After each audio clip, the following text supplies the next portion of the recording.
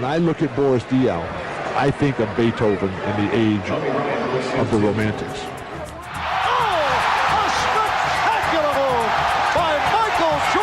Heidemann with the ball in her hands from half court and drills it. That's what they want, little dipsy-doo, jamboree. Hello, boys and girls. I'm Adam Shalafu, and this is the Fouxdini of the Hardwood. Today, we have a very special guest, Dave Corzine. Corzine starred for the Nepal Blue Demons from 1974 to 1978 before playing 13 seasons in the NBA, including 7 seasons with the Chicago Bulls. We will be talking the evolution of the game and enjoying some basketball highlights. Driving, slammed it! Look at the bench. Looking into your career a little bit, I see you were, drafted in 1978. So before that, you would have been playing high school and college before the three-point line. What was the game like back then? Well, it was much more inside dominated. For Milwaukee, gives to Dandridge, Alcindor. Impossible to stop. It was all about. As it is now, it's all about percentages, and as we were just saying, 33% from 3 points, the same as shooting at 50% field goal percentage is obviously very good. So, the philosophy was more so in that day was all closer in, higher percentage shots you could get, the higher, more chance you had to score. So big guys were more at a premium then. The Milwaukee Bucks, the most potent offensive basketball team in the NBA this year. The New York Knicks, as you might expect, the most effective defensive team. It'll be Alcindor and Reed squaring off. Everything was kind of trying to work it in close to the basket and get as high percentage shot as you can. And there's what we can look to see all afternoon. Now with the three-point shot, that's really changed the whole concept. Can you tell me a little bit about the immediate impact as a young NBA player when they did integrate the three-point line? It really didn't have much impact initially. It was more for just last-second shots or at the end of quarters or something. I don't know the dimensions, but I know initially it was a foot or two further out. They moved it in some, and guys weren't used to shooting it. So the first few years they put it in, really up through when I retired in '91 from the NBA, it wasn't very prevalent at all. I mean, it was, like I say, more. It wasn't really.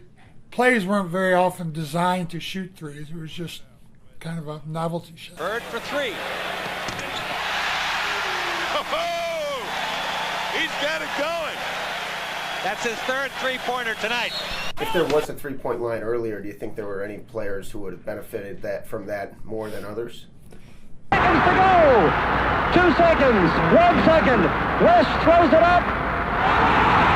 He makes it. West threw it up and makes it. Jerry West made it from the other side of the midcourt stripe. Oh, sure. All of the great perimeter shooters. Pete Maravich, guys like that shot from long range. Obviously would have made a big difference. But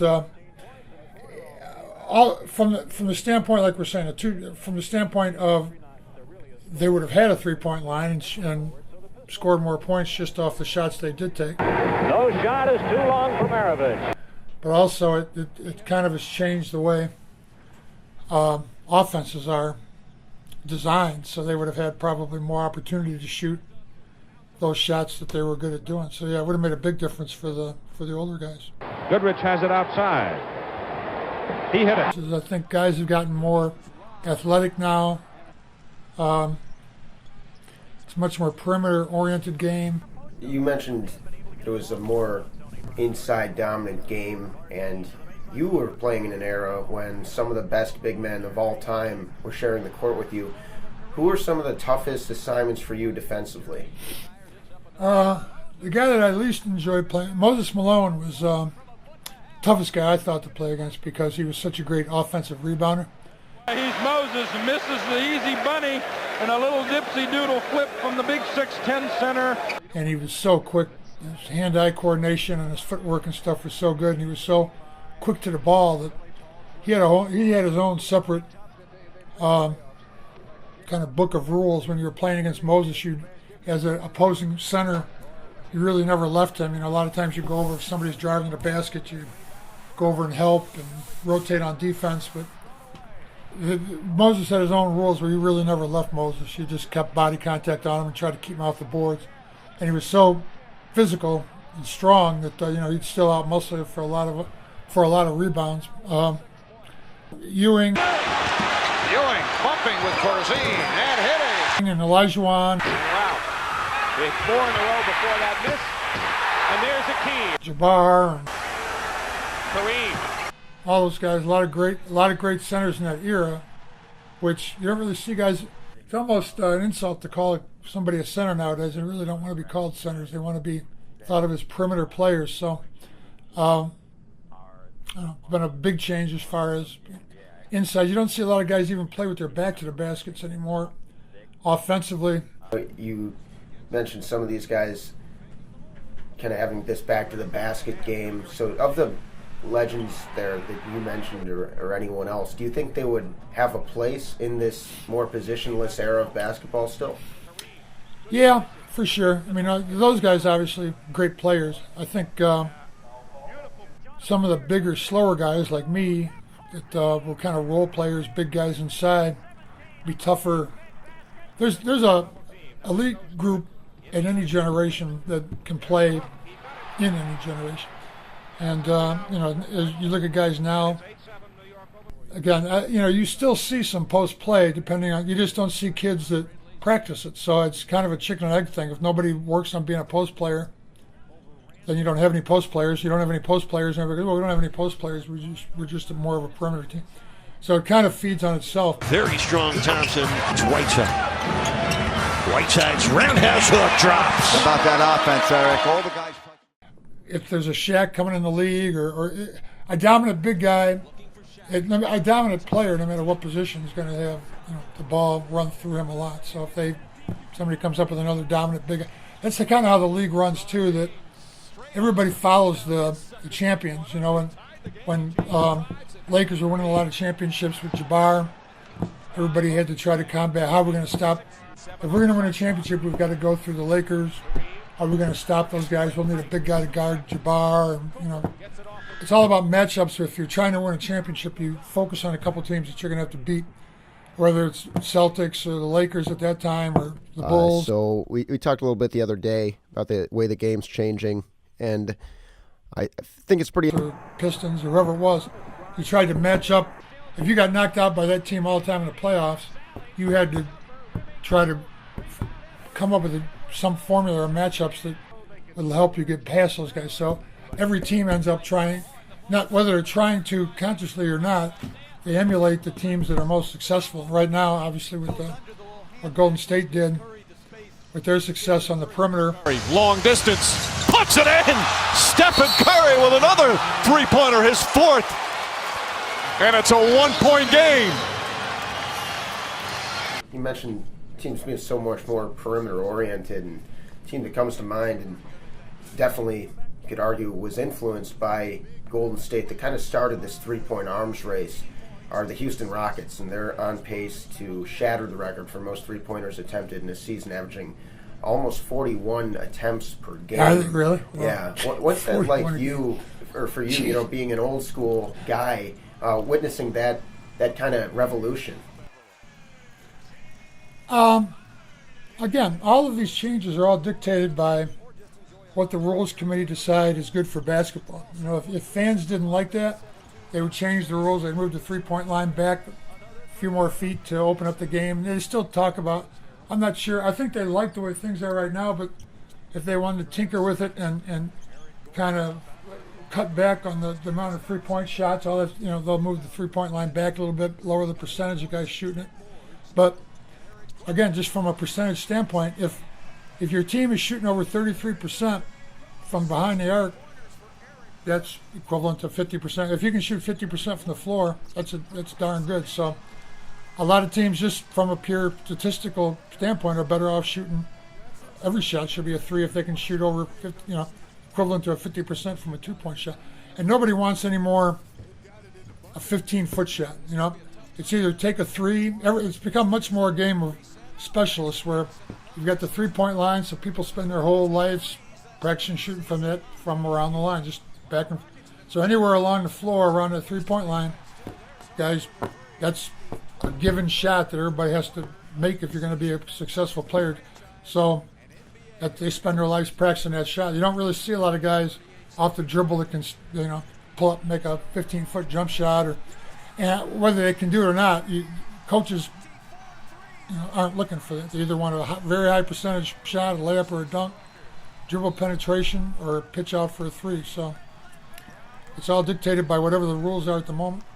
And you talked about how some of these great players have effect on the way the game changes, and you played with many consider to be the best basketball player of all time, Michael Jordan. What was it like playing with him, and how did you witness him changing the game of basketball?